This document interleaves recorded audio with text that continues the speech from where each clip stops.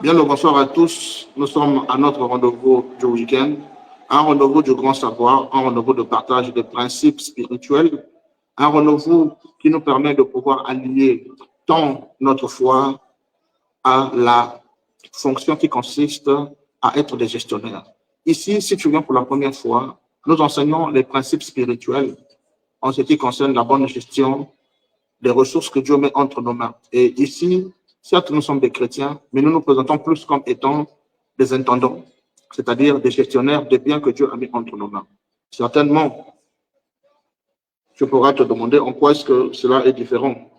Ben, en réalité, il n'y a pas de différence. Moi, je pense juste que la différence réside au niveau de l'appréhension de la fonction même que nous exerçons en tant qu'intendants. Alors, il faudrait bien que nous puissions dire que tout chrétien n'est pas intendant, mais tout intendant est dans la volonté parfaite de Dieu. L'apôtre Paul nous avait bien prévenu qu'à son départ, il avait parlé de ceux de son temps, qu'à son départ, les loups devaient infiltrer la bergerie en se faisant passer pour des agneaux, mais leur seul but serait certainement de détruire, de dévorer et de disperser. Telle est la mission de leur père. Et si vous venez comprendre quelle est la mission de leur père, je parle de ces loups déguisés en brebis, il vous suffit d'aller lire dans Jean 10, vous comprendrez, parce que c'est là-bas où est écrit la mission du diable. La mission du diable a été définie là-bas, mais en même temps, la mission de Jésus a été définie dans le même verset. Retenez le verset, c'est Jean 10. Vous pouvez prendre le temps d'aller lire, ça ne prend pas beaucoup de temps. Vous avez moins d'une minute pour comprendre les deux missions qui se suivent de ces deux entités. Vous en avez un qui vient pour apporter le bien, qui apporte le bonheur, qui apporte la suffisance, qui apporte tout ce que l'être humain a besoin. Mais vous avez de l'autre côté celui qui est là aux aguets pour chercher comment dévorer, comment détruire, comment disperser. Et donc, vous avez dans ce même verset les fonctions de ces deux entités opérantes sur la surface de la terre auprès et dans l'être humain. Et cela ne nous étonne pas, parce que la Bible avait prédit que les deux esprits devaient voyager ensemble en même temps. Et vous verrez que dans le jardin d'Éden, il y avait eu, dans la première sémence qu'avait portée la femme, il y avait eu Caïn et Abel, et dans l'arche de Noé, il y a eu le corbeau et la colombe, et dans l'église de Jésus, vous avez eu, déjà dans la famille d'Isaac, vous avez de Jacob, vous avez Isaac, plutôt vous avez Jacob et Esaü. Et lorsque vous avancez un peu plus loin, dans la venue de Jésus, vous avez, déjà dans la vie de David plutôt, vous avez Salomon et puis vous avez également Absalom. Lorsque vous avancez dans la vie de Jésus, vous verrez qu'il y avait Jésus et il y avait Judas Iscariote également à côté. Donc à chaque fois, le même esprit a voyagé. Jusqu'au temps de la fin, cet esprit voyage. Alors, Dieu merci parce que nous avons su qu'il y a deux esprits qui voyagent et c'est à nous d'avoir la lucidité spirituelle pour parvenir à faire l'équilibre, parvenir à marcher selon les principes pour lesquels Dieu nous appelle. Alors, ici, nous sommes une plateforme appelée UMC. UMC qui veut simplement dire urgence entrepreneuriale en milieu chrétien. Pourquoi urgence entrepreneuriale en milieu chrétien? Je reprends chap là-dessus avant que nous rentre dans le sujet qui nous réunit ce soir.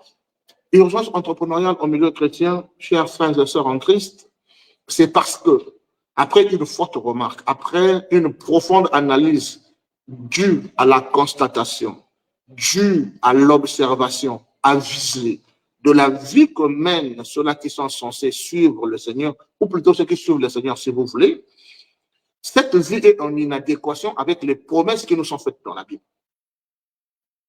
Et je pense que tout bon chrétien qui lit la Bible serait tout de suite d'accord avec nous parce qu'il n'y avait pas que le côté spirituel que nous devrions privilégier, mais il y avait tout de même le côté naturel que nous devrions prendre en ligne de compte. Parce que le Seigneur, lorsqu'il est venu, il a guéri les malades. Ce n'était pas le spirituel. Il a nourri, si vous voulez, les foules. Pourquoi il n'avait pas demandé de se contenter juste de la prière et point n'était besoin que cela puisse chercher à manger. Vous comprenez que les deux vont ensemble. Après qu'il ait fini d'enseigner cette foule qui était venue l'écouter parce qu'ils avaient soif de la parole, ils avaient besoin de pouvoir avoir ce contact spirituel. Mais plus tard, ce qui intervient, c'est que cette même foule a eu besoin de manger du pain. S'il vous plaît. Ne soyons pas des fanatiques religieux, mais ayons la capacité de parvenir à faire la différence. accepter ce qui est bon et rejeter ce qui est mauvais. Nous ne prétendons pas avoir le monopole de la connaissance, mais au nom de la révélation, il y a certaines choses que nous devons dénoncer qui ralentissent les enfants de Dieu dans leur élan de marcher avec le Seigneur et de pouvoir vivre les expériences qui sont les leurs.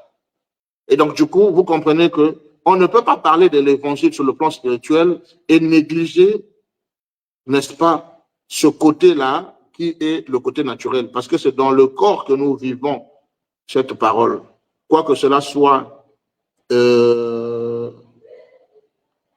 une réalité qui a une connotation spirituelle, mais si seulement Dieu avait voulu faire de nous des êtres spirituels, il ne nous aurait pas donné un corps. S'il nous donne un corps, c'est parce qu'il veut, bien entendu, que nous puissions le servir dans ce corps. Donc, on ne peut manipuler le spirituel que dans le corps humain. Mais ce corps a des besoins. De même que le créateur du corps humain a doté l'être humain de 5 sens, de même, il a doté l'esprit 5 sens également pour pouvoir interagir avec le corps. Donc, les deux marchent en compatibilité. Or, les enseignements que nous avons reçus au fil du temps, ces enseignements nous ont écartés de la réelle vie, nous ont écartés de certains principes. Vous voyez? Maintenant, à quel moment il peut y avoir un renversement de situation? Parce que la Bible dit que au temps de la fin, selon Joël 2, la Bible nous dit que les jeunes gens auront de la vision. Alors, les vieillards ont eu une vue, les anciens ont eu une vue qui les a conduits. Mais arrivé à un certain moment, il faudrait que le témoin soit passé, que les gens prennent l'évangile, que les gens prennent la parole de Dieu et la repositionnent à l'endroit qu'il faut, sans interprétation, sans encombre, que nous soyons capables de nous dire la vérité en face. Non pas pour plaire à autrui, parce que notre vie, tant physique, matérielle et financière, sans parler du spirituel, en dépend. Alors, Jésus travaille avec 4 pôles. Dieu a toujours travaillé avec 4 pôles. Vous avez le pôle matériel, vous avez le pôle physique, vous avez le pôle financier et vous avez le pôle spirituel. Alors, nous ne voulons pas exclure dans la vision qui est celle de l'UMC un seul pôle parce que les 4 contribuent de façon complémentaire au bien-être de l'être humain dans le sens large du terme.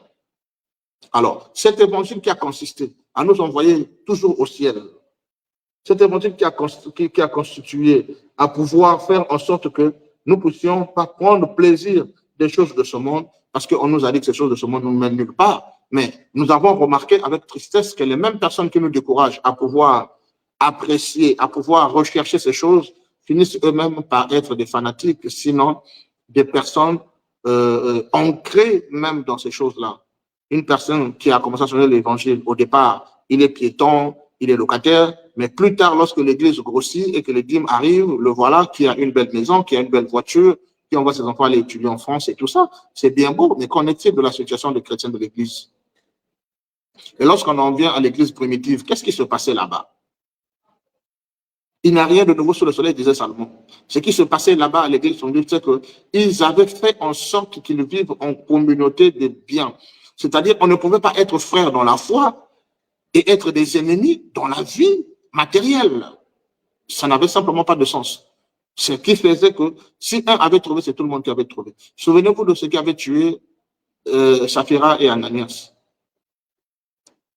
C'est parce qu'ils ont voulu faire une rétention d'un bien qui les appartenait. Après avoir vendu le champ, ils se sont dit certainement qu'on va donner une bonne partie, gardant une petite portion. Ça pouvait être 5%, ça pouvait être 10%, peu importe. Mais à cause de ça, l'esprit n'a pas été content et a frappé Ananias. Et plus tard, quand sa femme Saphira est arrivée, elle a menti à l'esprit. Et ça avait frustré l'apôtre. Et pourtant, les deux ont été enterrés. Mais lorsque vous regardez, au jour d'aujourd'hui, les gens vont trouver ça légitime, que vous soyez libre de donner ou pas. Nous n'avons pas ce choix-là d'être libre de donner ou non. C'est un devoir pour un enfant de Dieu. C'est une obligation. C'est une loi comme tout autre genre. Vous ne volerez point. Donner, c'est un principe spirituel que les chrétiens, malheureusement, ont tourné dos aujourd'hui. Alors, nous, au sein de UMC, nous avons pensé restaurer les valeurs spirituelles de ces enseignements et prôner, n'est-ce pas, l'intendance.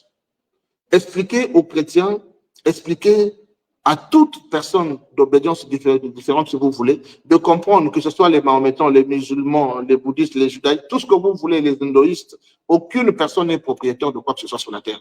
Tout ce que nous le recevons de la part de Dieu, comme l'indique notre titre. Un homme ne peut rien recevoir si ce n'est ce qui lui a été donné du ciel. Et lorsque nous parlons du ciel, nous parlons du propriétaire originel à qui appartiennent toutes choses. Tout chrétien sait que la Bible déclare que tout a été créé par lui et pour lui. Mais si nous parlons le français, tout a été créé par lui et pour lui. C'est-à-dire qu'il est à la fois le créateur et le propriétaire. Et là-dessus, il faudrait que nous soyons d'accord. Si c'est Dieu qui est à la fois le propriétaire et le créateur, qui es-tu? Il faut te poser cette question sincère. Tout de suite, cela ramène à expliquer et à faire comprendre à ceux-là qui ont la capacité de reconnaître en toute humilité la parole de Dieu et de dire Amen, que vous n'êtes que de gestionnaires. Vous n'êtes que ceux-là que Dieu a choisi de mettre entre les mains ses ressources. Il ne te considère pas comme étant propriétaire. C'est le seul, c'est déjà le premier péché que tu commets. Pourquoi est-ce que c'est un péché? La Bible ne le déclare pas en tant que péché, mais un péché, dans son sens étymologique, c'est juste faire ce qui est contraire à la parole. Voilà le péché, de manière simple.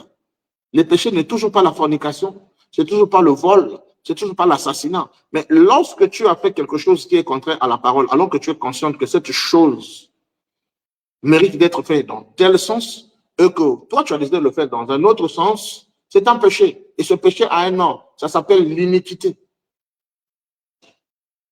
Je ne sais pas quelle est la perception que toi tu as de l'iniquité, mais en réalité, l'iniquité, c'est juste faire ce qui est contraire à ce qui doit être fait, en harmonie avec la justice de Dieu. Voilà ce que ça veut dire. Alors, toi qui considères avoir les biens qui t'appartiennent à toi, parce que tu les as gagnés au moyen de tes efforts, par la faute au poigne, par le travail, et ainsi de suite, je pense que si tu peux bien analyser, tu n'as pas besoin d'une compréhension spirituelle pour réaliser que la force qui t'est donnée, c'est Dieu qui te la donne. L'intelligence que tu as pour pouvoir faire ce travail que tu fais pour gagner de l'argent, c'est Dieu qui t'en inspire. La bonne santé que tu as, c'est Dieu qui te la donne. Combien tu payes pour toutes ces choses? Aucun prix.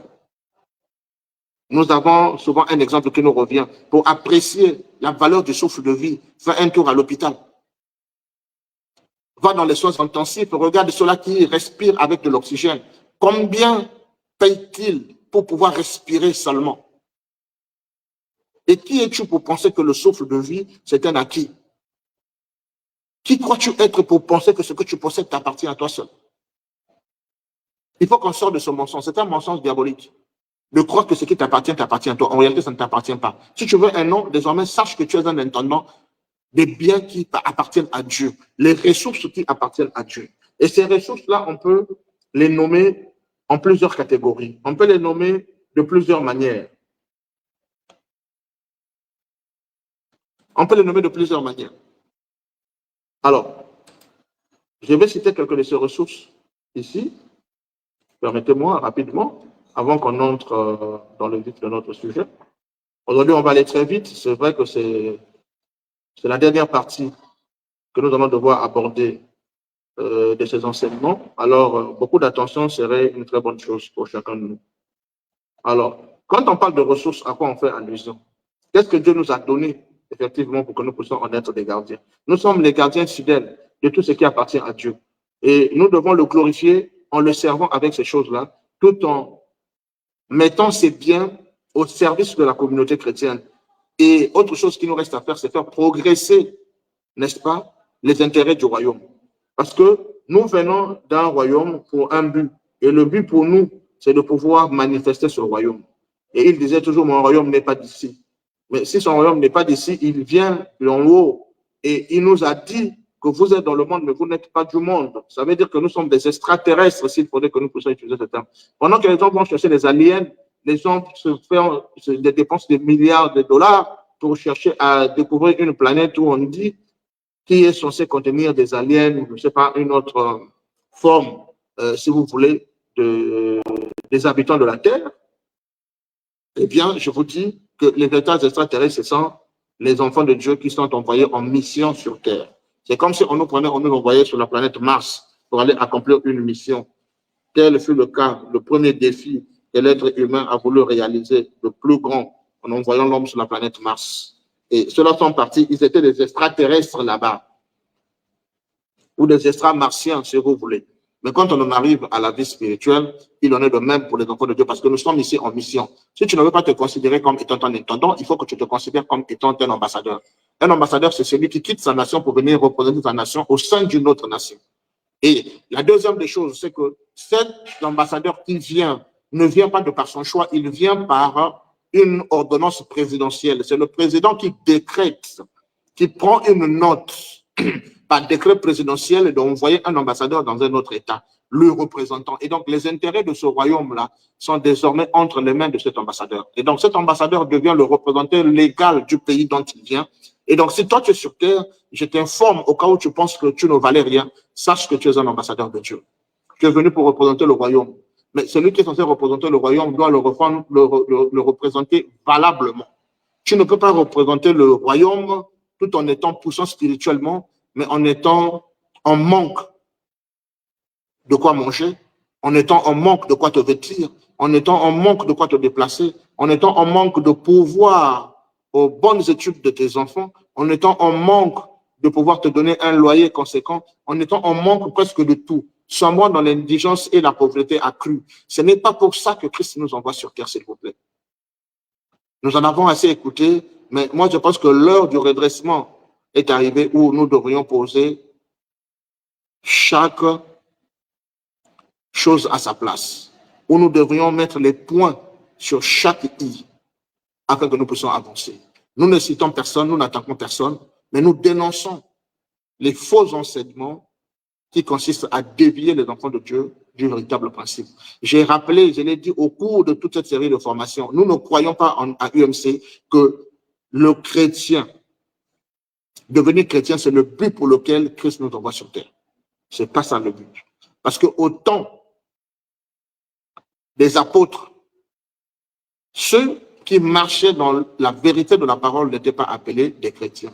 Le chrétien, c'est un nom qui a pris de l'ampleur, et puis bon, voilà, depuis le temps d'Antioche, après le passage de Paul, et finalement, il y a eu des gens qui ont commencé à enseigner l'évangile, et les chrétiens qu'on a appelés les croyants de l'évangile de Jésus, enseigné par Paul et relayé par certaines personnes qui étaient là à cette époque-là, ces personnes-là, on les a trouvées dans l'église d'un prédicateur noir, là-bas en Antioche, à cette époque-là. Et voyons la manière que ces personnes vivaient, on a dit, ces gens se sont dit, ces personnes-là vivent comme des chrétiens. Et donc, c'était une dénomination, c'était une identification. Mais comment pouvons-nous nous identifier seulement sur le plan spirituel, mais les autres pourront vous abandonner? Que faisiez-vous des enseignements de Jésus lorsqu'il fallait qu'il puisse multiplier le pain et le poisson? Est-ce que ce n'était pas de l'évangile? Bien au contraire, parce que Jésus avait le souci profond de voir ceux-là qui étaient prêts à le suivre, de pouvoir non seulement se nourrir spirituellement, mais aussi et surtout se nourrir physiquement. Parce que quand un corps est faible, ce corps-là ne peut pas suivre. Qui peut aujourd'hui vivre pendant 4-5 jours sans manger, mais garder la même foi qu'il avait avant de commencer cette aventure? Moi, je pense que quand vous avez faim, même votre foi diminue. C'est pas la peine de se tromper, c'est pas la peine de vouloir vendre une illusion aux gens pour dire que, bon, voilà, que vous soyez dans la difficulté, que vous soyez dans les bons moments, que vous ayez faim, que vous soyez malade, vous aurez la même foi. C'est archi faux. Nous nous côtoyons tous, nous connaissons tous les expériences que nous partageons dans nos communautés. Alors, c'est un choix libre. Il y a des chrétiens qui ont accepté d'aller vivre le bonheur au paradis. Il y en a qui ont accepté de vivre misérablement sur la terre parce que c'est les enseignements qu'ils ont reçus. Ils pensent que c'est en ordre avec la vérité de leur Bible à eux. Nous respectons cela. Mais nous ne croyons pas à des enfants de Dieu qui vivent spirituellement épanouis, mais que sur le plan matériel, sur le plan financier, sur le plan physique, qu'ils vivent dans le manque. Ça ne marche pas. C'est appuyé par aucune écriture. Il y en a peut-être, parce qu'il est écrit, il est aussi écrit. Il y a certains versets qui certainement peuvent contredire ce que je dis, mais dans le sens profond des choses, je pense qu'il ne peut qu'avoir de l'harmonie parce que la Bible ne se contredit pas en amont. Pour ce faire, nous allons lire quelques versets que nous avons épinglés ici pour vous, pour pouvoir donner un véritable sens de compréhension de ce que nous avançons comme théorie ici. Donc, permettez-nous de pouvoir faire cette lecture rapide afin de poser les bases sur lesquelles vont se reposer la suite de notre enseignement tout à l'heure.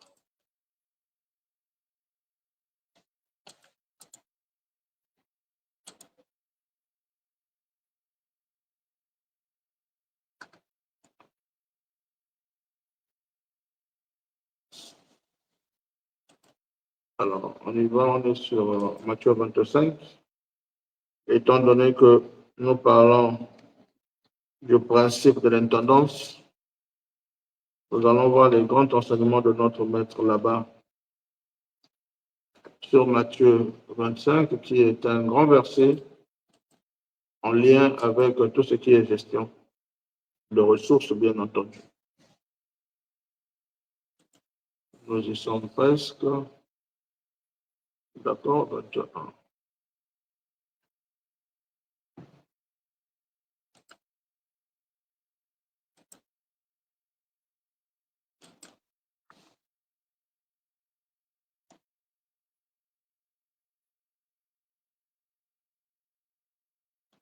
Alors, vous connaissez très bien que l'histoire de la parabole des talents, c'est ce qui justifie le grand enseignement du Seigneur Jésus-Christ en ce qui concerne les ressources, la bonne gestion de ressources. Et comme nous l'avons situé ici, aucune personne n'est propriétaire de quoi que ce soit. Nous n'en sommes que des gestionnaires. Et le maître à qui appartient toute chose était en train de nous donner, au travers de ses enseignements, un cours fondamental qui permettrait à chacun de pouvoir retrouver une ligne droite en ce qui concerne la gestion dite des ressources, chose sur laquelle nous avons commencé à enseigner depuis la semaine surpassée et que par la grâce de Dieu, nous penserons achever aujourd'hui avec cet enseignement. Alors, il y a eu un homme qui avait des grands biens qui partait en voyage, je pense que l'histoire est connue, et qui avait fait appel à ses trois serviteurs et a reparti sa richesse auprès de ces trois. Et la Bible nous dit que la répartition a été faite en fonction de la capacité de gestion de tout un chacun. Et nous voyons déjà que même la capacité de gestion du troisième serviteur était certainement la moindre que les autres parce qu'il n'a bénéficié que d'un seul talent. Donc déjà, sur cet élément, nous comprenons que c'est une personne qui n'avait pas assez de capacités ou de compétences de gestion en matière de ressources. Voilà pourquoi il lui a été donné néanmoins cette ressource afin de la faire valoir. Nous connaissons l'histoire. Moi, je vais directement au but. Qu'est-ce que lui dit son maître à son retour? Puisque c'est ce qui va nous intéresser au cours de ce partage. Son maître lui dit, nous sommes au verset 21 de Matthieu 25. Là, il parle au premier plutôt, à qui il avait remis le talent. C'est bien, bon et fidèle serviteur. Tu as été fidèle en peu de choses. Je te confierai beaucoup. Entre dans la joie du maître. Il est en train de proclamer à ce moment-là la récompense de chaque serviteur, de chaque intendant. Et je vous ai dit depuis les jours passés que le critère principal d'un intendant, de tout intendant, si vous voulez, c'est la fidélité. Parce que Dieu, ce qu'il recherche auprès d'un intendant, c'est la fidélité dans la constance, n'est-ce pas, de la gestion des ressources que lui a confiées. Parce qu'un jour, il sait qu'il reviendra. Quand il confie ses ressources, ce n'est pas parce qu'il en a assez qu'il veut les perdre qu'il les donne. Il les donne parce qu'il fait confiance à l'intendant et qu'un jour, lorsqu'il reviendra, qu'il trouve l'intendant, premièrement, fidèle, deuxièmement, habile, troisièmement, constant dans son travail afin de produire le résultat. Et la quatrième des choses, c'est le compte rendu suivi de la récompense. Et donc, il est en train de récompenser le premier. Il lui dit, c'est bien, et il appelle bon et fidèle serviteur. Tu as été fidèle en peu de choses. Alors, les 5 talents qui ont été donnés à ce premier, pour le propriétaire, ça n'était que peu de choses. Alors que les commentateurs de la Bible, lorsqu'ils essaient de valoriser un talent à la monnaie actuelle, si nous prenons par exemple le dollar, ça fait 1 million de dollars un talent. Donc, du coup, si on peut prendre en termes de valeur en dollars, il avait confié au premier 5 millions de dollars. Au deuxième, il lui a donné 3 millions de dollars et au dernier, il lui a donné 1 million de dollars qui représente une valeur plus ou moins de 600 millions de francs CFA. Donc, vous comprenez que c'était des investissements énormes et il ne peut se voir confier de grandes responsabilités qu'une personne qui est bon dans son fond et qui est fidèle, n'est-ce pas, dans sa parole et ensuite dans ses engagements. Les deux serviteurs ne s'étaient pas engagés pour se dévier de leur engagement parce qu'ils les ont tenus jusqu'au bout. Voilà pourquoi ils méritent l'éloge. Ils méritent la reconnaissance de leur maître. Et c'est le même principe aujourd'hui. La Bible dit que ce qui a été, c'est ce qui sera. Le monde n'a pas changé. Dieu n'a pas changé de façon de faire. Et lorsque nous interrogeons Dieu dans la Bible, il dit qu'il ne change jamais au sujet de sa parole. Et il va plus loin, il dit toute chose pourra passer, mais sa parole ne passera. Point. Il y a une différence lorsque quelque chose termine par jamais et lorsque quelque chose termine par point. Point, ça veut dire que peu importe la durée et le renouvellement qui peut être fait, cette chose-là est restée comme telle et restera ainsi, même si le monde peut être réinventé des millions et des millions de fois. Alors, vous comprenez par là qu'au sujet de sa parole, Dieu ne change pas. Et le principe d'accession au royaume de Dieu, c'est celui que Jésus partageait dans Matthieu 25 ici. C'est dans ces enseignements que vous montre le processus de pouvoir bénéficier du royaume. Et c'est également dans cet enseignement qu'il nous montre les critères du jugement dernier et comment est-ce que cela se fera. Nulle part autre dans la Bible, il a été enseigné ce principe. Alors, beaucoup en prennent pour une histoire, juste pour se faire plaisir, mais cet enseignement comporte deux fondamentaux. Vous avez le caractère de l'enseignement en ce qui concerne la gestion des ressources dans le sens large du terme. Vous avez en parallèle cet enseignement qui vous prépare sur le procédé d'accéder au royaume. Nous allons le voir puisque aujourd'hui, c'est ce sur quoi doit se concentrer notre enseignement. Soyez juste attentifs, accrochez-vous et pendant que nous avançons, au fur et à mesure, nous allons déballer la chose. Alors, après l'avoir félicité, il dit, tu es fidèle en peu de choses, je te confierai beaucoup. La chose suivante, il lui dit, rentre dans la joie de ton maître. Au verset 22, il dit, celui qui avait reçu les 2 talents s'approcha aussi et lui dit, Seigneur, tu m'as remis 2 talents, voici, j'en ai gagné deux autres. Son maître lui dit, c'est bien, bon et fidèle serviteur. C'est la même réponse. C'est la même qualification. Bon et fidèle serviteur. Alors, tu as été fidèle en peu de choses, je te confierai beaucoup. Entre dans la joie de ton maître. Celui qui avait reçu qu'un talent s'approcha ensuite et il dit, Seigneur, je savais que tu es un homme dur. Au lieu de présenter le résultat de son travail, il a commencé à critiquer. Il a commencé à condamner, à juger son maître. Est-ce qu'à ce moment-là, de vous à moi, on avait besoin d'un rapport de travail où nous avions besoin à ce moment-là de la condamnation? Et pour justifier son échec et son incompétence de gestion de ressources qui lui ont été confiées, il commence à s'attaquer à son maître pour dire, je te connais, je sais que tu es une personne dure. Vous voyez un peu? Ça devient une excuse, ça devient un prétexte. Alors, nous savons que lorsque un texte sort de son contexte, il devient un prétexte. Et c'est dans cette situation, effectivement, que le troisième serviteur se retrouve. Il déplace le sujet, alors qu'ils étaient dans la dynamique du rapport de ce qui leur avait été confié. Et donc, il sort donc à ce moment-là, comme qui dirait, le texte de son contexte. Et ça devient un prétexte. C'est une personne qui veut justifier son incompétence et son échec par la peur qu'il pouvait avoir de son maître. Mais est-ce que les autres ne savaient pas que leur maître était méchant? Il était dur. Qu'il pouvait moissonner là où il n'a pas sémé et qu'il pouvait vanner là où il n'a pas tanné, ainsi de suite. Ils le savaient tous. Mais pourtant, cela ne les a pas empêchés de faire leur travail. Donc, vous comprenez que les personnes qui n'ont pas le sens de la responsabilité, nous avons vu la loi de la responsabilité les jours précédents, et on ne va pas revenir là-dessus. Vous comprenez que ceux qui n'ont pas le sens de la responsabilité dans la gestion de ressources qui leur avaient été confiées, trouveront toujours des excuses autour d'eux pour justifier leur incapacité à pouvoir mouvoir, à pouvoir répondre aux besoins qui sont les leurs. Et cela ne date pas d'aujourd'hui. Il y en a toujours qui cherchent des boucs émissaires. Il y en a toujours ceux qui cherchent des justificatifs. Alors qu'on a juste parfois besoin de présenter le résultat de ce que nous avons fait. Aussi simple que cela soit. Je poursuis la lecture.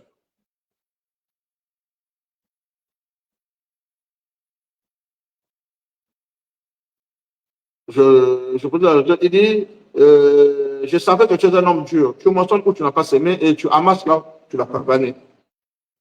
Écoutez son deuxième excuse. L'autre excuse, une excuse de plus qu'il ajoute au-dessus de son incapacité, il dit j'ai eu peur. Et vous remarquerez que les personnes qui ne sont pas prêtes à faire de grandes choses ont toujours peur et ils ont toujours des excuses dans leur bouche. Ils ont toujours le syndrome de l'imperfection, et plutôt de la perfection. Ils veulent toujours que les choses soient bien préparées, que les choses soient bien ficelées avant qu'ils ne se lancent dans ces choses. Alors, cela nous rapporte effectivement aux biais qui ont empêché, les biens cognitifs qui ont empêché, n'est-ce pas, le troisième serviteur à pouvoir profiter de l'occasion qui lui avait été donnée par son maître pour pouvoir faire ses preuves, pour pouvoir entrer dans la confiance de son maître. Parce que les deux autres, il les a dit, rentrez dans la joie de votre maître. Donc, désormais, ils partageaient la joie de leur maître. Mais qu'en est-il de cette joie? C'est quoi exactement cette joie dans laquelle ils sont rentrés? Nous allons déchiffrer avec vous. Nous continuons la lecture. Il dit, j'ai eu peur, je suis allé cacher ton talent dans la terre. Voici, prends ce qui est à toi. Et oui, il faut le lui accorder. Il n'a pas été dépensé. Il n'a pas monté des fausses factures pour justifier la dépense qu'il a eu à faire avec cet argent. Il n'a pas volé. Il n'a pas fait tourner de l'argent pour garder pour lui le bénéfice et donner le capital auprès de son maître. Mais il y a plein de chrétiens qui agissent comme ça. Beaucoup d'entreprises ont chuté aujourd'hui parce qu'il y a des chrétiens qui ont fait confiance à des chrétiens, croyant que ces chrétiens pouvaient faire quelque chose de bien, croyant que ces chrétiens étaient nés de nouveau, qu'ils avaient compris les principes de l'intendance, c'est-à-dire la capacité de gérer avec fidélité ce qui n'est pas à toi, pour attendre la récompense de ton maître, mais ils en ont fait leur propre bien, ils en ont fait tout et n'importe quoi. Ils ont falsifié les factures, ils ont fait autant de choses, ils ont utilisé le capital, ils ont gardé pour eux le bénéfice et renvoyé la somme initiale auprès du propriétaire, les faisant croire que les activités n'ont jamais marché. Nous voyons beaucoup de chrétiens sombrer dans cela. Alors, qu'est-ce qui emmène ces choses-là? C'est la religion que l'on a introduite dans le christianisme qui provoque et donne naissance à ces choses. Parce qu'en réalité, c'est ce qui nous emmène à fustiger contre le christianisme aujourd'hui.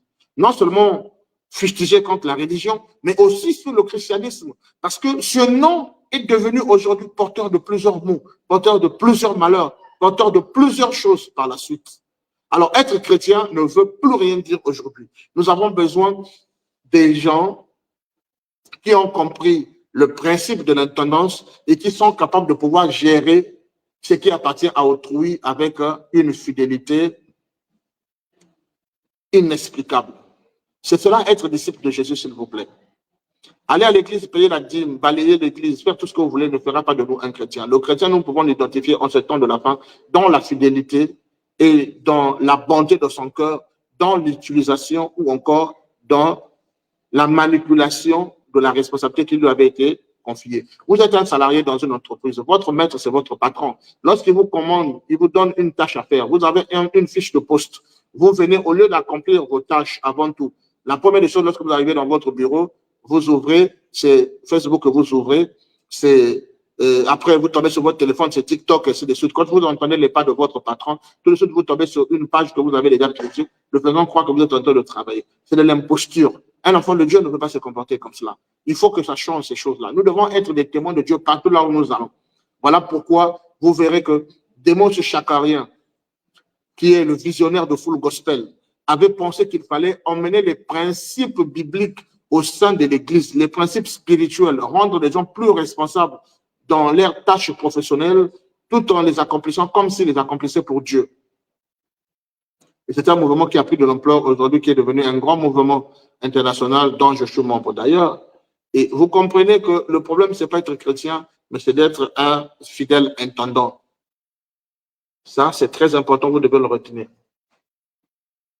Alors, outre le fait d'être incompétent, il avait en plus peur. Alors, si vous avez un projet, quelque chose qui vous tient à cœur, que vous voulez faire, un rêve qui ne vous quitte pas, pensez à le faire. Même dans l'imperfection, faites-le. N'attendez pas que vous ayez tout ce qu'il faut, que vous ayez ces cartes entre les mains. N'attendez pas le jour que vous allez vous réveiller avec un courage extraordinaire. Lancez-vous et chemin faisant, vous pouvez ajuster les choses. Chemin faisant, avec les conseils, avec les orientations de ceux qui se sont lancés dans le domaine avant vous, vous pourrez ajuster les choses, avancer dans la bonne direction et avoir du résultat. Les autres n'ont pas attendu. Les autres savaient que le maître était méchant, mais ils en ont fait par conviction, ils en ont fait par amour, parce qu'il fallait bien qu'ils puissent prouver de quoi ils étaient capables. Cela revient à dire que chaque personne venant sur terre, Dieu lui a confié un talent. peut-être plusieurs. Vous voyez qu'il y en a qui avaient eu 3 talents, il y en a qui avaient eu 2, il y en a qui ont un seul talent dans leur vie. Alors, il faudrait découvrir quel est ton talent à toi. À quoi Dieu t'appelle. Trouve ce talent et mets-le en exercice. Voilà ce à quoi Dieu nous appelle. Voilà ce à quoi Dieu nous envoie sur terre. Au-delà de tout commentaire, au-delà de tout enseignement farfelu, au-delà de tout enseignement hautement spirituel, le but pour lequel Dieu t'appelle, c'est de pouvoir accomplir ce pourquoi il t'a appelé. Et quand il t'appelle, il t'équipe. Je veux le démontrer par comment je te dis et te confirme que Dieu t'a envoyé sur terre avec un talent. Justement la lecture. Son maître lui répondit, écoutez maintenant le jugement du 3e serviteur. Serviteur méchant et paresseux. Là, ce n'est pas moi, je ne fais que reprendre les paroles de Jésus. Il dit, serviteur méchant et paresseux. Tu savais que je moissonne où je n'ai pas sémé et que j'amasse où je n'ai pas vanné. Il te fallait donc remettre mon argent au banquier et à mon retour, j'aurais retiré ce qui est à moi avec un intérêt. Vous comprenez, à ce moment, les autres, c'était des bons et fidèles serviteurs, mais arrivé à son tour, il est un méchant et paresseux serviteur. Et combien de gens sont méchants et paresseux dans les églises, que l'on retrouve au milieu des chrétiens. Des paresseux qui ne disent pas son nom, qui passent de longueurs de journée à l'église, en train de faire des programmes, en train d'inventer des programmes qui n'existent pas. En train d'inventer des programmes qui n'existent pas.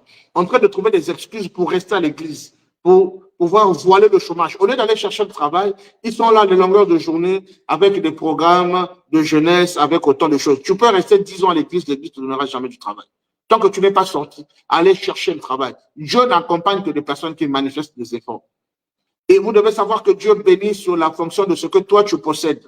Nous allons le voir parce que c'est un grand enseignement que Jésus avait donné ce jour-là. Oh, je pense que c'est un jour béni parce que ceux qui avaient écouté cet enseignement devaient certainement être bénis.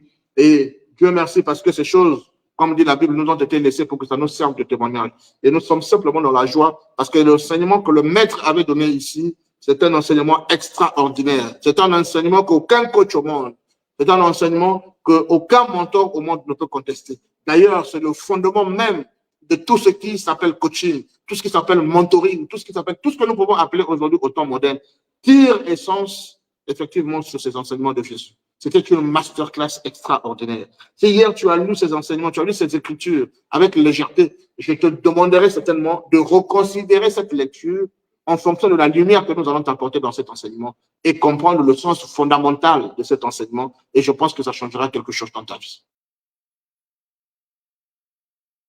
Les autres ont été appelés bons et fidèles serviteurs. Arrivé à son tour, lui qui est un paresseux, rempli d'excuses, on l'appelle mauvais et paresseux serviteur. Le maître lui reproche le fait d'avoir enterré son argent. Il dit, tu aurais dû laisser mon argent auprès des banquiers. Il fallait les remettre auprès des banquiers parce que le maître est dans le principe de la multiplication. Il est dans le principe du profit.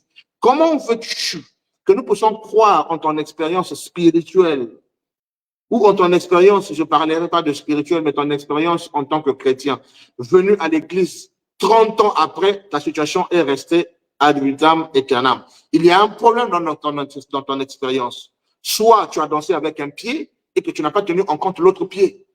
Et il est temps de faire marche arrière, de regarder là où tu as failli. Aller au ciel, c'est bien, mais ce n'est pas tout ce pourquoi Dieu nous appelle. Nous venons du ciel, nous retournerons au ciel. Et Jésus le dit, je viens du Père, je m'en vais au Père. C'est la même chose telle que dans notre configuration. Nous venons de Dieu, nous retournerons à Dieu. Voilà pourquoi l'enlèvement est prévu. Voilà pourquoi la résurrection est prévue. Voilà pourquoi le salut et le couronnement de ceux qui auront persévéré. Et dans le livre d'Apocalypse, il dit à ceux qui auraient persévéré. On n'a pas dit à tous les chrétiens qui se sont convertis. On n'a pas dit à tous ceux-là qui ont été interpellés dans la cause du royaume. Mais à ceux-là qui persévéreront, parce que dans Matthieu 24, la Bible dit que nous arriverons dans une dimension où l'égoïsme va prendre le dessus, où la méchanceté va prendre le dessus, où les gens seront dans les apparences de la piété, mais ignorant tout ce qui en fait la force. Et la Bible dit qu'en ce jour-là, la foi du plus grand nombre fera quoi? Diminuera. La foi du plus grand nombre. Ça veut dire que ceux-là qui vont garder la constance spirituelle vont être minoritaires. Et c'est certainement ceux-là qui vont compétir jusqu'à la fin. Voilà pourquoi, au soir de la vie de l'apôtre Paul, il va déclarer pour dire, je suis arrivé à la fin de la course. Nous savons très bien que la course, ce n'est pas marcher. La course demande une préparation. Parce que vous compétissez avec plusieurs personnes. Il faut arriver au sommet. Il dit, je suis arrivé à la fin de ma course. Il n'a pas dit que je suis arrivé à mi-chemin, je me suis reposé. Il a couru, il a fait sa course jusqu'à la fin. Il dit, maintenant j'attends d'être couronné. Ce n'est qu'à la fin de la course que le Seigneur pourra nous couronner. Mais combien sont ceux qui vont traverser la ligne finale? Beaucoup vont prendre la ligne de démarcation, mais la ligne finale, peu sont ceux-là qui vont la traverser. C'est le processus du salut. Les églises sont pleines. Mais vous pouvez remarquer qu'aujourd'hui, si on pouvait faire en sorte que l'on puisse checker l'expérience chrétienne de chaque chrétien dans une église, vous serez surpris et déçu de remarquer que sur une église qui a 1000 personnes, il y a peut-être 5 chrétiens. Parce que beaucoup sont ceux qui viennent à l'église pour venir chercher le mariage. Il y en a qui viennent pour venir chercher le travail. Beaucoup viennent parce qu'ils viennent chercher le voyage. D'autres cherchent. Chacun vient avec un motif. Rares sont ceux-là qui viennent avec un motif d'humilité, d'abandon, pour apprendre à savoir comment vivre sur cette terre selon les principes, les ordonnances et les préceptes régis par le Créateur de la terre, le Créateur de toutes choses. Alors, la récompense ne sera réservée et donnée qu'à ceux-là qui auront compétit. Mais dans notre configuration, nous n'allons pas courir de façon telle que nous l'imaginons, mais nous compétissons en mettant en pratique, non seulement en mettant en pratique, mais tout d'abord à comprendre le réel principe sur lequel nous devons fonder notre foi, et par la suite, chercher à connaître les lois spirituelles qui régissent l'humanité et qui nous permettent de pouvoir marcher en parfaite volonté avec celle de Dieu. Parce que dans l'expérience spirituelle, il y a la volonté parfaite et il y a la volonté permissive. Alors, beaucoup sont ceux-là qui marchent dans la volonté permissive de Dieu parce que ce qu'ils font marche et réussit. Ils supposent qu'ils sont en harmonie avec le Seigneur et que Dieu est avec eux. Alors, pour ce genre de situation, je vous retournerai dans l'Ancien Testament, allez relire l'histoire du prophète Balaam. Vous comprendrez que c'était un prophète de Dieu, un prophète mandaté, reconnu de Dieu, mais qui, à cause de la confusion, de la compréhension des principes fondamentaux, plutôt les principes fondamentaux des lois spirituelles, et à cause de la cupidité, à cause de l'honneur, à cause du paraître, il a accepté de troquer un don qui était authentique, un don véritable, pour pouvoir gagner en retour des biens. Mais de quel Dieu nous parlons? Nous parlons des biens de ce monde.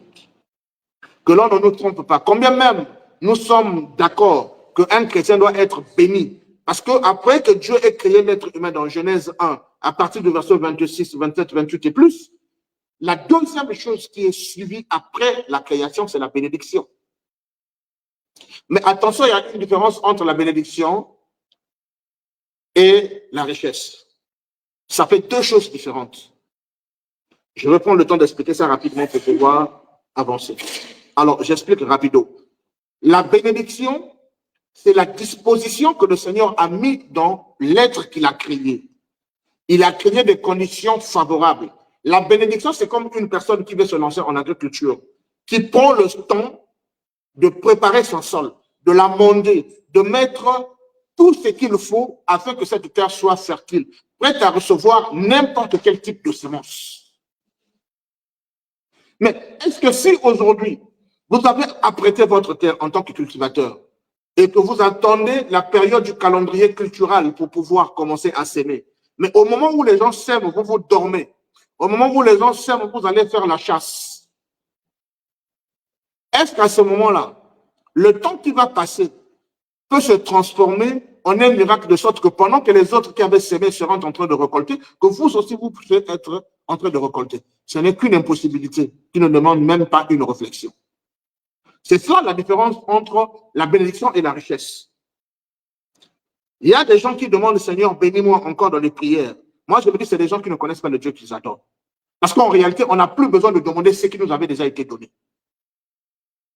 Et moi, lorsque je déclare ces choses, je les appuie toujours des versets bibliques parce qu'à ce moment-là, moi, je ne m'engage pas moi, mais j'engage la Bible.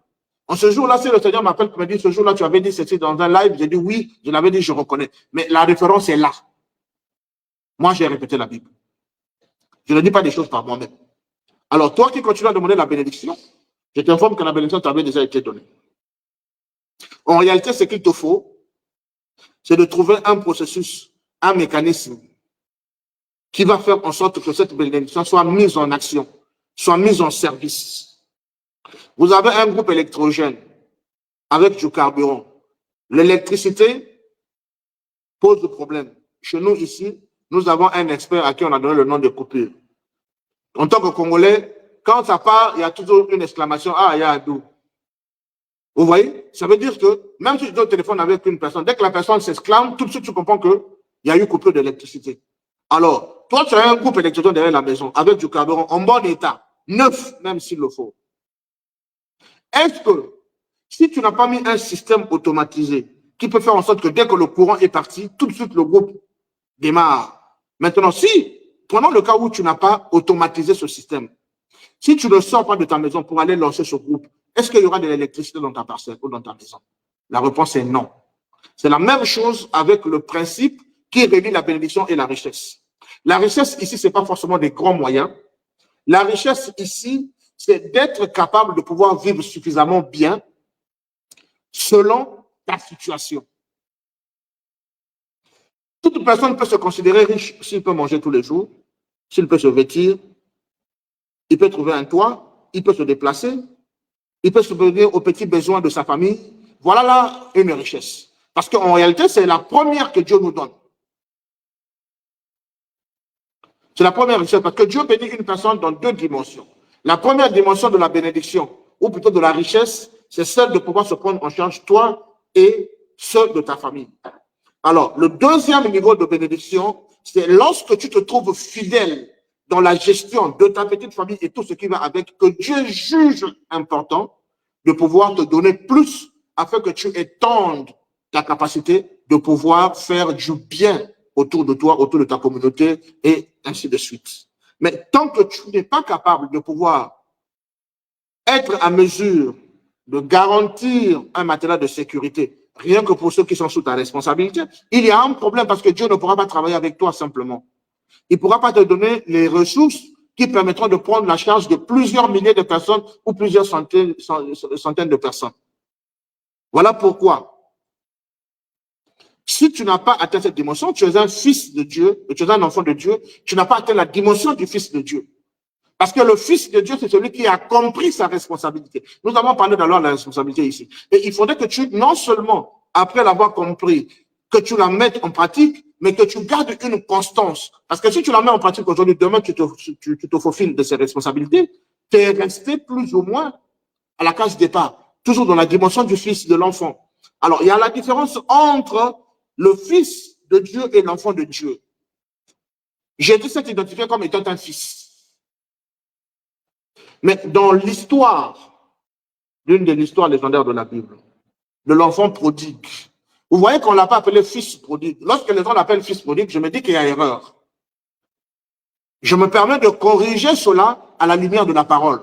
Ce n'est pas un fils prodigue, mais c'est l'enfant prodigue. C'est un enfant prodigue. Parce que son comportement justifiait son immaturité en ce qui concerne les ressources que Dieu l'avait confiées au travers de son père. Quoique il était héritier, mais il n'était pas prêt à la gestion de l'héritage. Dans la passion d'expérimenter les biens et le bonheur de la vie, il est allé auprès de son père avec empressement et précipitation, demander sa part d'héritage. Mais le père avait la maturité, le père savait que l'enfant faisait une erreur. Et le meilleur enseignement pour son père, c'était de lui donner ce qu'il voulait. Il est parti et ça a pris peu de temps. Il est allé dilapider cet argent avec des prostituées, en faisant la vie et tout ce qu'il va faire, jusqu'à ce qu'il se retrouve avec rien entre les poches. Et ce n'est pas tout. Finalement, il va chercher l'emploi. Mais une personne qui n'a pas été capable de gérer ses propres biens, est-ce qu'il pourra être capable de gérer l'emploi appartenant à autrui? Et les gens qui t'emploient ne te font pas de pitié Ils ne demandent pas d'où tu viens, quel est ton passif, quel est ton historique. Ils n'ont rien à voir avec. On l'a pris, on l'a envoyé dans une porcherie. Aller se vautrer là-bas avec des pourceaux et tout ce qui va avec. C'est tout ce qu'il méritait parce que c'était un fils. C'est une personne qui n'avait pas encore atteint la maturité nécessaire pour pouvoir être appelé un homme, pour pouvoir s'élever en dignité et en rang. Et donc, ce qui manquait à ce jeune homme, c'est l'absence de la compréhension fondamentale des principes qui régissent les lois de l'intendance. Aussi riche puissiez-vous être, tant que vous n'avez pas testé la capacité de votre enfant à pouvoir gérer, autant mieux donner la gestion à une personne inconnue. Mais qui en a les capacités, qui pourrait garantir la reproductivité ou la perpétualité, si vous voulez, de votre bien. Et donc, c'était un test. Un jour, si le Seigneur permet, on fera un enseignement là-dessus, où on va enseigner sur le fils prodigue, les inconvénients et les avantages. C'est un test que j'ai à cœur, mais j'attends un jour que le Seigneur me touche pour que je fasse un enseignement là-dessus. Alors, donc, vous voyez que les deux cas se ressemblent. Vous avez d'un côté le serviteur paresseux et incompétent, donc le troisième. De l'autre côté, quand vous prenez le cas du fils prodigue, vous comprenez également que celui-là avait eu la responsabilité de la gestion financière et matérielle, mais il n'a pas été à la hauteur de cette responsabilité. Donc, ceux-là qui veulent s'élever sur le plan financier, ceux qui veulent se lever en dignité et en grade, ils doivent apprendre obligatoirement les lois de l'intendance. Ignorer ces lois arrive à provoquer une chute avant élévation. Parce que la Bible dit que celui qui s'élève s'abaisse. Et celui qui s'abaisse, s'élève. La meilleure manière de pouvoir s'élever, c'est de s'abaisser. Mais si vous pensez que vous voulez d'abord vous élever par vos efforts afin que vous soyez couronné, vous avez déjà échoué avant de commencer. Et dans une histoire, en Égypte, il y a eu, vous savez que c'est un lieu touristique où beaucoup de gens vont souvent visiter les pyramides et ainsi de suite. Il y a eu un groupe de visiteurs, de touristes qui sont allés pour visiter les pyramides.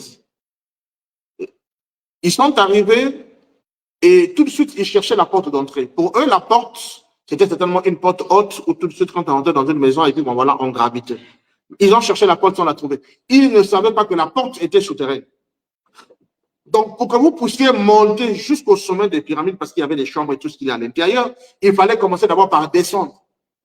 Et cela typifie la capacité de Dieu ou le processus de Dieu pour pouvoir t'élever. Dieu, avant de t'élever, il doit t'éprouver. Il doit te faire passer par plusieurs choses. C'est comme de l'or. Avant de pouvoir apprécier l'or dans sa beauté, l'or dans sa gloire de contemplation, imaginez le processus par lequel l'or passe. Mais l'orfèvre fatigue l'or à un niveau où vous n'avez pas idée. L'or est battu dans tous les sens. Avec des massettes, avec des massues, tout ce que vous voulez. Juste pour ressortir le bon côté de l'or. Pareil pour le diamant qui est chauffé à des degrés de chaleur impossibles avant de pouvoir manifester sa brillance et la beauté qu'elle donne finalement au moment du contact avec la vue. Les gens apprécient l'or, les gens apprécient le diamant, mais les gens ne sont pas prêts à pouvoir suivre le processus par lequel l'or et le diamant passent afin de pouvoir être appréciés aux yeux du monde. Tu veux être grand sans connaître les difficultés. Tu veux être un grand entrepreneur sans connaître l'échec. Tu veux être un grand politicien, peu importe ce que tu choisis être, mais tu dois passer par des trahisons, tu dois passer par des escroqueries, tu dois passer par des chutes, par l'humiliation, par autant de choses, parce que c'est ce qui définira par la suite le leader que tu peux être, le manager que tu peux être, le chef d'entreprise que tu peux être, l'entrepreneur chrétien que tu peux être. Parce que s'il n'y avait pas l'élection, tout enfant de Dieu devait vivre dans l'abondance. Et pourtant, c'est la mission de Jésus dans Jean 10, 10. Vous comprenez que ce n'est pas parce que vous allez à l'église, ce n'est pas parce que vous êtes chrétien que forcément vous bénéficiez de tous les privilèges de Dieu. Dieu donne ce privilège à ceux qui sont préparés à le recevoir. Le principe, il est clair.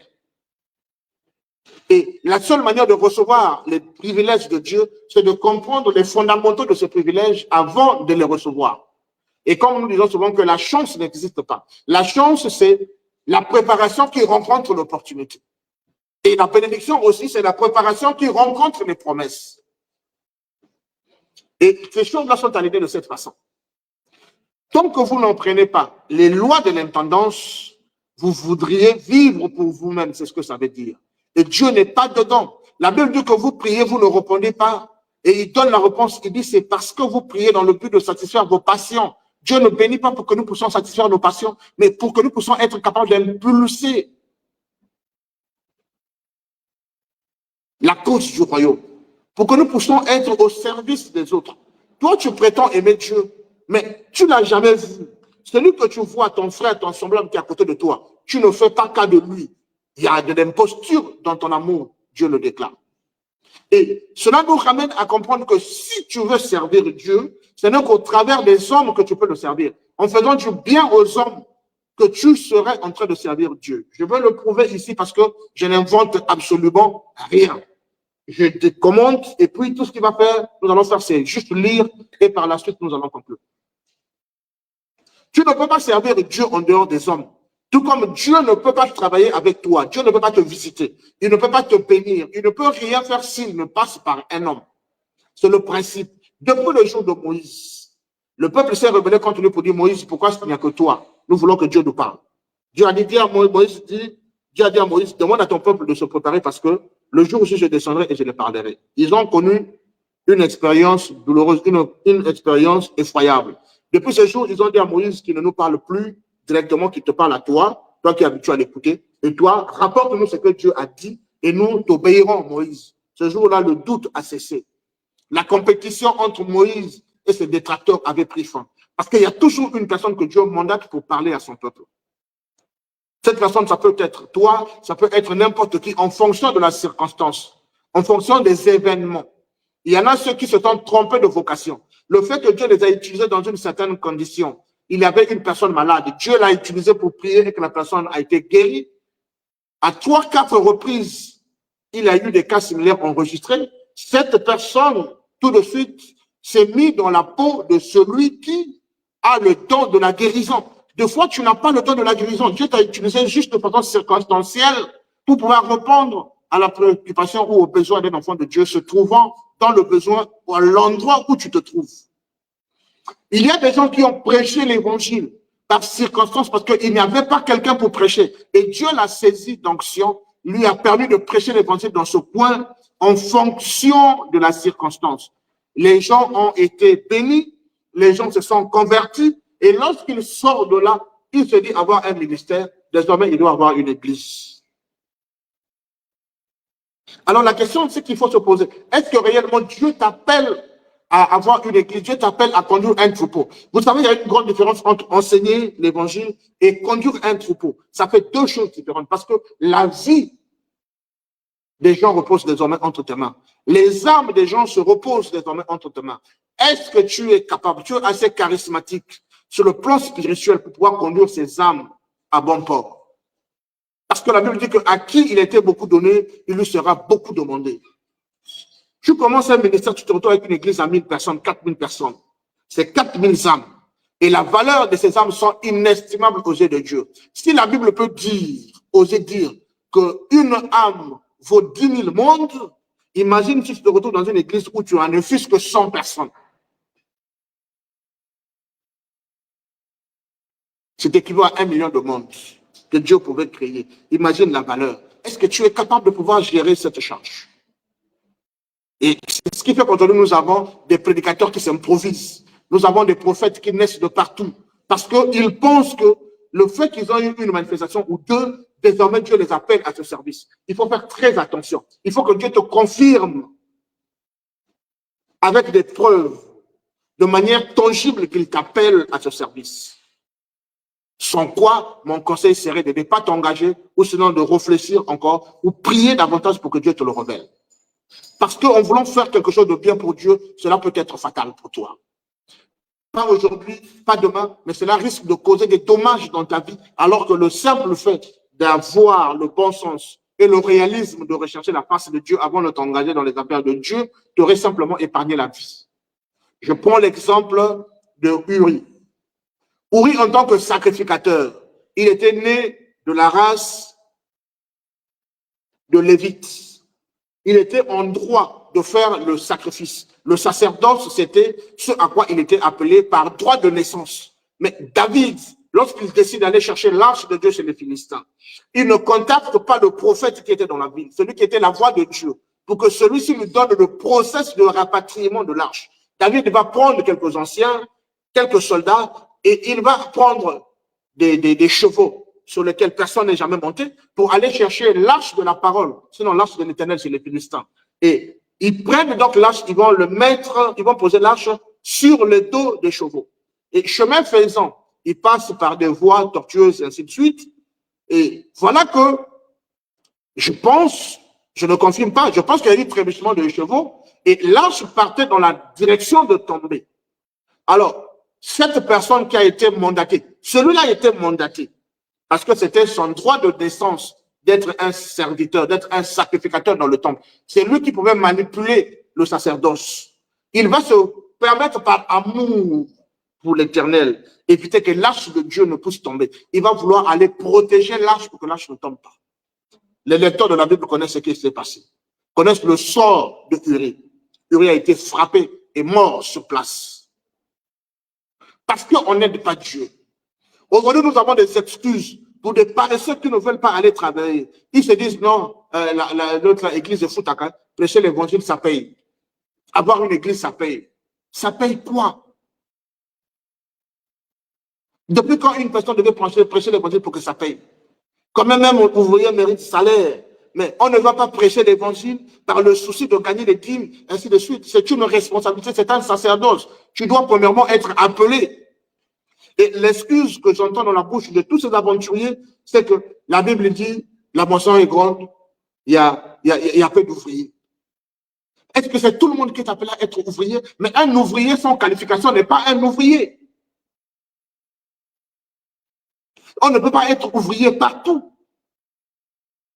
Est-ce que s'il y a une plateforme pétrolière qui manque des employés, tu peux grimper à bord d'un bateau pour dire, ben, comme il n'y a pas d'employés, moi je suis ouvrier, je m'en vais là-bas. Mais ça requiert de la qualification là-bas. Il y a toute une organisation. Même en entreprise, tu peux voir un parent qui te dit, écoute, moi je sais que toi tu as une petite structure, trouve-moi une opportunité, je vais travailler. Mais ça ne marche pas comme ça. Tu veux travailler, ok, je veux bien. Mais tu travailles dans quel domaine? Quelle est ton expertise? Quelle est ta compétence? Qu'est-ce que tu peux apporter à l'entreprise pour que tu sois rémunéré en retour? Il n'y a rien. Ça veut dire que cette personne ne mérite pas d'être dans l'entreprise. Ne mérite pas de monter pour aller sur une plateforme. C'est la même chose avec l'évangile. Tu ne peux pas prêcher l'évangile si tu n'as pas une qualification pour le faire.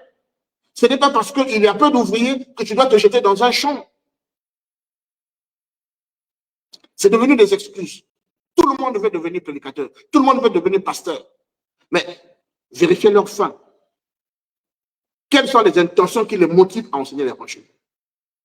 Même Jésus, qui est le maître de tous, il nous a donné le modèle. Lorsqu'il est venu, il a travaillé dans l'atelier de Joseph.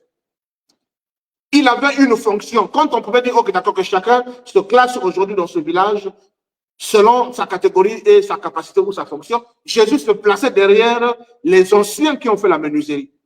Vous ne devez pas le trouver dans le groupe de ceux-là qui errent. Mais comment toi, tu n'as pas de spécialité? Tu n'as pas un ministère précis. Tu arrives, tu te prends le nom de bishop, tu te prends le nom d'un prophète, de pasteur, de archibishop, tout ce que vous voulez. C'est quoi ta mission? Dieu t'envoie faire quoi? Mais il y a des gens qui travaillent pour faire avancer l'œuvre. Où sont passés ceux-là qui soutenaient l'œuvre des personnes qui ont été mandatées? Très jeunes, nous voyons des frères qui partaient exhorter, qui partaient évangéliser pour emmener les brebis à l'église, emmener les âmes à l'église parce que là-bas, il y avait une personne établie pour pouvoir conduire ces âmes. Mais aujourd'hui, si tu as la grâce d'emmener 5, 10, 20, 30 âmes au Seigneur, tout de suite, là, dès que ça ne marche plus avec le pasteur, tu te dis, bon, ok, d'accord, moi, je m'en vais de toute façon, c'est moi qui emmène les âmes à l'église. Je vais aller faire mon œuvre. Dieu te demandera les comptes au dernier jour. Oui, on veut être des intendants, mais soyons des intendants des talents que Dieu nous a donnés. Ne soyons pas des intendants des talents des autres. Dieu a appelé chacun avec un talent. Vous voyez qu'il a remis à chaque serviteur un talent, mais chacun en fonction de sa capacité de gestion. Un pasteur qui gère une église de 100 personnes, peut avoir ses manquements. Mais si c'est un talent que Dieu l'a donné, il est dans sa position, il est dans son rôle. Je peux être plus instruit, plus intelligent que lui. Mais Dieu t'appelle à manipuler un talent. Ne cherche pas à convoiter les 3 talents qu'on a remis à l'autre. Sinon, tu vas quitter ta position pour la position de l'autre. Dieu n'est pas dans le nombre. Dieu n'est pas dans la quantité. Jusqu'à pour preuve, en Israël, à cette époque, il y avait des grandes villes. Mais la ville où ils s'en vont nourrir, ce n'est même pas une ville. C'est un petit village. J'irai plus loin, c'était même pas un village. C'était, je ne sais pas comment on peut appeler. C'était juste un petit campement, si je peux utiliser le terme. Parce qu'il n'y avait qu'une seule ruelle, avec 17 maisons. Comment est-ce qu'on peut l'appeler être un village? C'est même pas un quartier. C'est à peine un campement. Mais c'est là-bas où il va naître. Et lorsqu'il vient naître dans ce petit campement, il y a des gens qui fouillaient de partout et qui arrivent, qui ont pris l'auberge, le seul auberge qui existait. Et lorsque Marie arrive pour vouloir venir trouver les moindres des conditions pour pouvoir donner naissance à son petit, on dit il n'y a pas de la place pour toi ici. Et ils se sont contentés d'une petite bergerie, bergerie, si vous voulez. Là où on pouvait garder les troupeaux, c'est là où le Seigneur s'en va naître. Mais il pouvait naître à Jérusalem. Il pouvait naître dans la famille de Caïphe. Il pouvait naître dans la famille de qui que ce soit, de riches, de grands. Il pouvait naître dans la famille de Gamaliel, qui était le grand docteur de cette époque. Mais la façon de faire de Dieu diffère de la façon dont nous percevons les choses. Et ça, c'est très important. Et je me dis, la Bible paraît complexe pour plusieurs personnes. Pour moi, pour nous qui sommes membres de l'UMC, qui partageons cette vision, nous pensons et croyons que la méthode la plus simple de pouvoir marcher en harmonie avec le Seigneur sur toute la démarche biblique, c'est de se considérer comme étant un intendant. Un intendant, que c'est celui qui ne prend rien pour acquis, c'est celui qui ne prend rien l'appartenant et qui est conscient que tout ce qui passe par ses mains appartient à un maître et qu'un jour, il rendra compte de tout. Nous avons lu des versets bibliques où la Bible explique clairement que Dieu nous demandera compte pour nous-mêmes. Ça veut dire que pour notre vie, nous devons rendre compte. Et nous avons détaillé ces choses pour dire que Dieu nous demandera compte de la manière dont nous avons géré notre temps, de la manière dont nous avons géré les ressources financières, les ressources matérielles, les ressources physiques et les ressources spirituelles. Nous rendrons compte de tout. Maintenant, si toi, tu as privilégié que le côté spirituel et que tu as banalisé les autres ressources, moi, je pense que si on fait l'équilibre 4/1, ce n'est pas gagné d'avance. La balance pèse plus du côté des ressources dont tu n'as pas fourni des efforts à maîtriser l'application, sinon l'utilisation. Et je pense que si la coefficient de passage ou d'accès au ciel sera de 5, le coefficient plutôt, toi, tu vas te retrouver dans une situation où tu as fait un seul. Bon, prenons les cas des matières, si on avait 5, toi, tu as fait une seule matière où tu as eu 10, et les autres matières, tu as eu 0. Donc, 4 matières. Alors, si le coefficient est à 5, bah, le résultat, il est connu. Droit, c'est sans escale, le voyage que l'on fait. Je ne sais pas si quelqu'un a suivi ce film-là.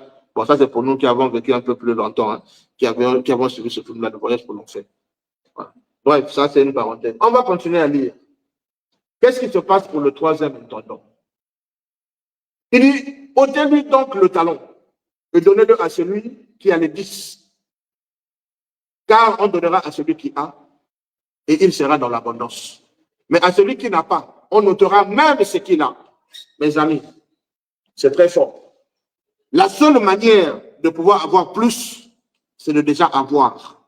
Maintenant, ici, il dit, on notera à celui qui n'a pas même le peu qu'il a. Bon, expliquez-moi. Moi, je n'ai déjà rien. Bon, comment vous pouvez encore me ôter le peu que j'ai? Ça devient une controverse. Mais en réalité, Jésus disait ici que tu peux manquer sur le plan matériel, sur le plan tangible. Tu peux être appauvri, tu n'as rien. Comme quelqu'un qui peut te dire, non, mais je n'ai rien. Parce que tu regardes à ce que tu es. Mais tu oublies qu'en toi, il y a un talent qui a été déposé. C'est ce talent-là même qui te sera arraché. Parce que déjà, le fait que sur le plan matériel et financier, tu n'as rien et que tu n'es pas conscient de ce que tu as. Parce que pour que tu puisses avoir sur le plan matériel et financier, il faut que tu fasses valoir ce que tu as reçu dans le spirituel. Et le résultat de ce que tu as et que tu n'as pas dans le spirituel détermine ton utilisation du don qui a été placé en toi. Si tu l'utilises forcément, tu auras quelque chose entre les mains. Et si tu n'as pas, ok, d'accord, on comprend que tu n'as pas utilisé cette ressource, mais on t'enlève la ressource qui procure ce que tu attendais d'avoir manifesté dans le physique. Voilà tout ce que ça veut dire. Et du coup, tu deviens dépourvu, spirituellement et matériellement. Et c'en est fini pour toi, parce que peu importe les prières du monde, peu importe les jeûnes, d'autant de milliers de jours qu'on pourra faire pour toi, ton sort est scellé à jamais. C'est des grandes déclarations, c'est des grands enseignements. Il dit, je vais avancer ici, il dit, et le serviteur inutile, jetez-le. Donc, en dehors de ce qu'on te récupère tout ce que tu as. Et naturellement, tu ne possèdes rien, il n'y a plus rien à prendre. On te prend ce que tu as dans le spirituel. Ça veut dire que tu es dépourvu de tout. Et il donne encore un ordre. Il dit, et le serviteur inutile, jetez-le dans les ténèbres du dehors, où il y aura des pleurs et des grincements de dents. C'est là où je vais interpeller, chers amis, téléspectateurs, chers amis, membres et sympathisants de l'UMC, tous ceux-là qui partagent nos enseignements. Vous qui trouverez cette vidéo après et ceux qui seront connectés. La réalité, c'est que ici, nous commençons maintenant à comprendre jusqu'où ça mène.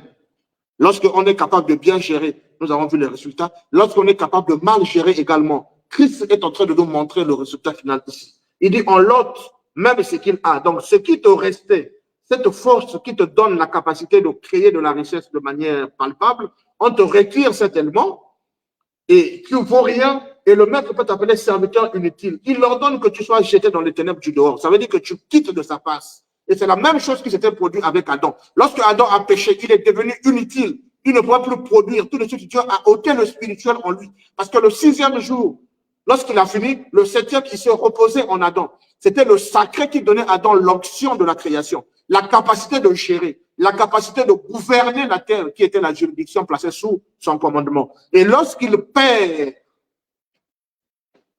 la confiance de Dieu, parce qu'il n'a pas appliqué tous les principes qui lui ont été recommandés, la chose qui s'est faite, c'est qu'on l'a dépourvu, on l'a dessaisi de la puissance de la gestion de toutes les affaires de la terre dont il était maître.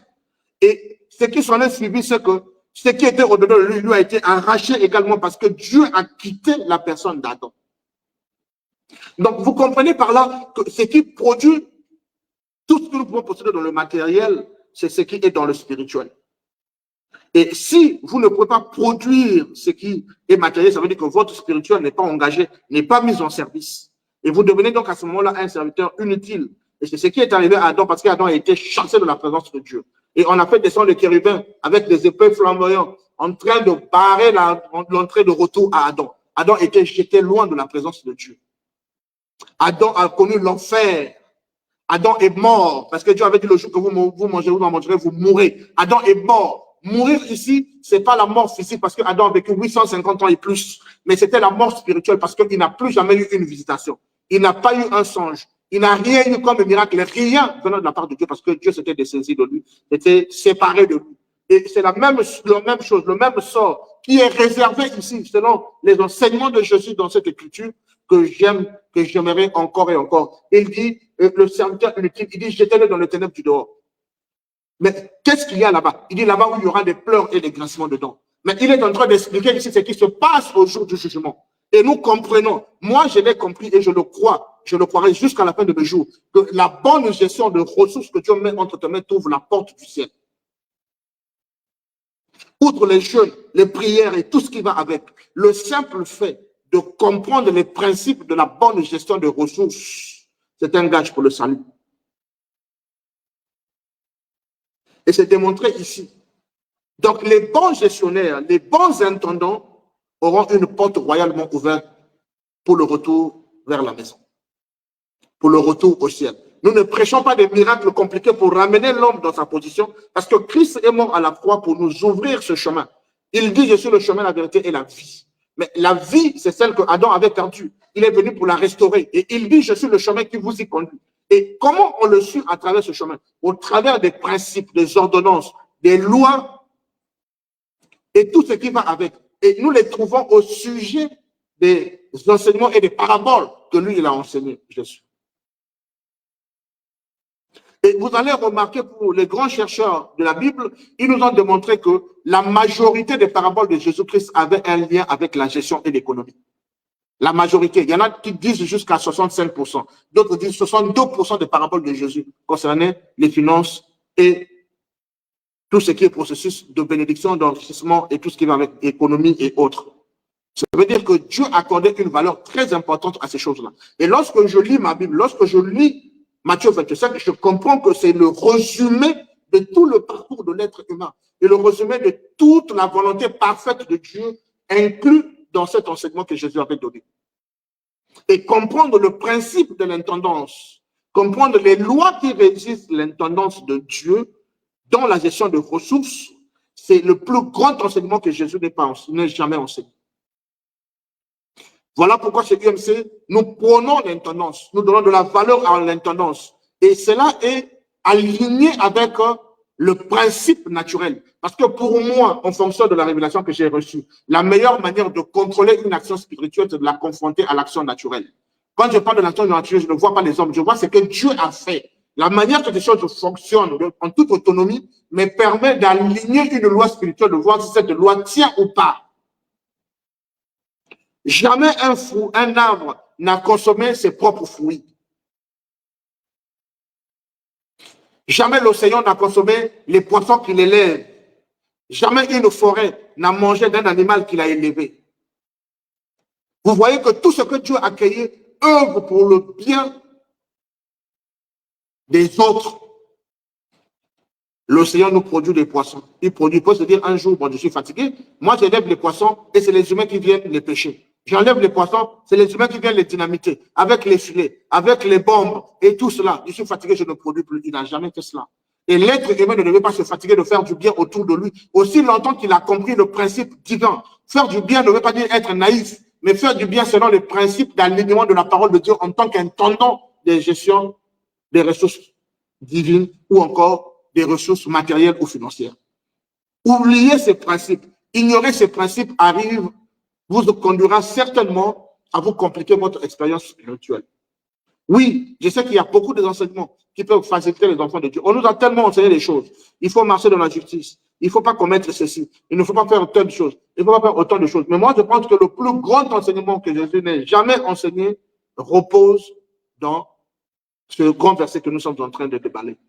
Parce que vous allez voir que même les gens qui font du mal, les gens qui font des sacrifices, les gens qui pratiquent l'occultisme, qui sont dans les loges et autres, lorsqu'ils ont gagné leur argent, vous allez remarquer que la plupart de ces personnes-là, ils ont toujours des ONG.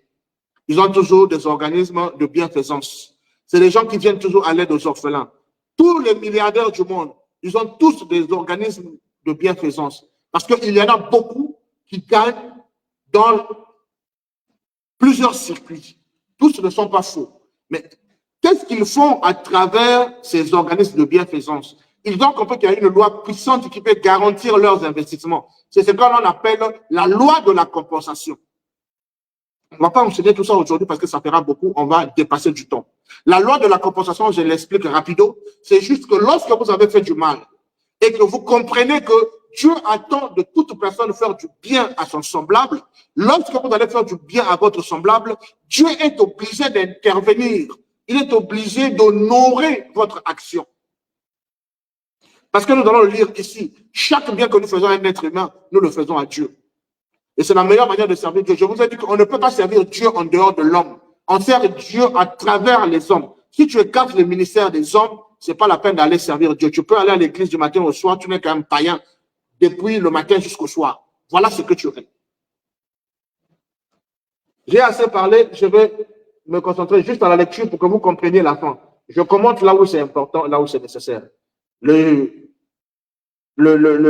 serviteur inutile, paresseux, menteur, épeureux est jeté dans les ténèbres du dehors, là où il y a des grincements des dents et des cris de pleurs. Ça justifie le temps de la fin, ceux qui seront jetés à l'extérieur. Mais qu'en est-il de ceux qui ont pratiqué de bien? Lorsque le Fils de l'homme viendra dans sa gloire avec tous les anges, il s'assiera sur le trône de sa gloire. Ah, il commence maintenant à révéler la chose. Parce que là, nous devenons beaucoup plus attentifs parce qu'on se rend compte que c'est au temps de la fin que ces choses-là vont se faire. lorsqu'il viendra dans sa gloire avec tous les anges et qu'il s'assiera sur le trône de gloire, toutes les nations seront assemblées devant lui. Il les séparera les uns des autres, comme le berger sépare les brebis d'avec les boucs. Et il mettra les brebis à sa droite et les boucs à sa gauche. Alors le roi dira à ceux qui seront à sa droite, venez, vous qui êtes bénis de mon Père, prenez possession du royaume, car vous avez été préparés dès la fondation du monde. Car, c'est là où réside tout le secret. Car j'ai eu faim et vous m'avez donné à manger. J'ai eu soif et vous m'avez donné à boire. J'étais étranger et vous m'avez recueilli. J'étais nu et vous m'avez vêtu. Je ne sais pas si quelqu'un est en train de comprendre ce pourquoi le Seigneur nous appelle. Ce n'est pas aller à la montagne là-bas, aller jeûner 4 jours. Ce n'est pas à ça que le Seigneur nous appelle. Voilà la vérité révélée de ce à quoi Dieu veut que nous puissions nous prêter. Voilà, c'est à cet exercice que Dieu nous appelle. C'est à ce christianisme que le Seigneur nous appelle, parce que le jugement se fera en fonction de ce que la Bible déclare. Je vous ai dit, oh là là, je vous ai dit que dans ce verset, vous découvrez l'ensemble de tout le principe spirituel. Je ne parle pas du principe chrétien, du principe spirituel, le mécanisme de l'appel d'éternel individu à la responsabilité jusqu'au jugement dernier. Comment est-ce que ça se fera? Jésus est en train de montrer comment ça se fera. Il nous donne une image prévisionnelle de ce qui se fera en ce jour-là. Et il nous montre que seront ceux-là qui passeront à la droite du Père. Qu'est-ce qu'ils auront fait? Voilà pourquoi nous condamnons avec la dernière énergie des chrétiens qui sont pauvres et qui se plaisent à la pauvreté. Parce qu'en tant que pauvre, tu ne peux rien donner.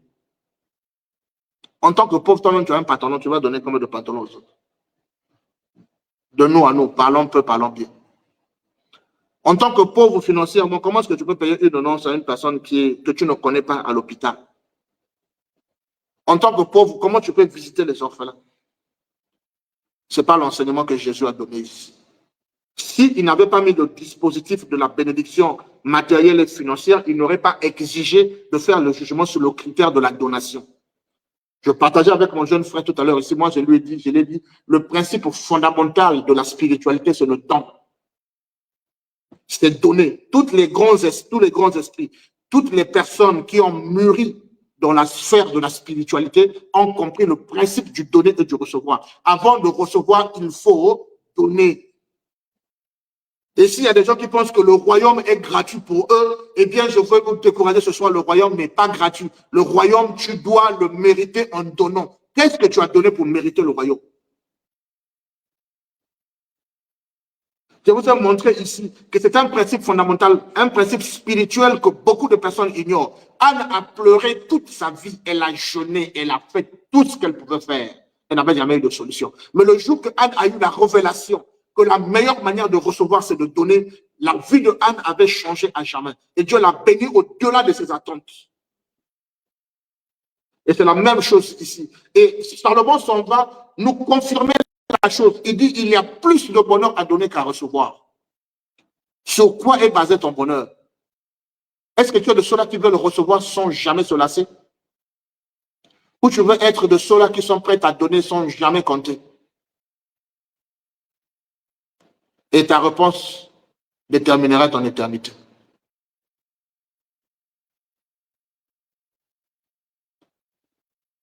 Et comme dans un film que j'ai suivi, un film très inspirant, intitulé Le Forge, il y a une parole que j'ai retenue dans ce livre. Le jeune Isaïe, face à son mentor lui disait, Isaïe, dans la vie, sois une fontaine, mais ne sois pas un vase. Que le Seigneur vous bénisse. Shalom.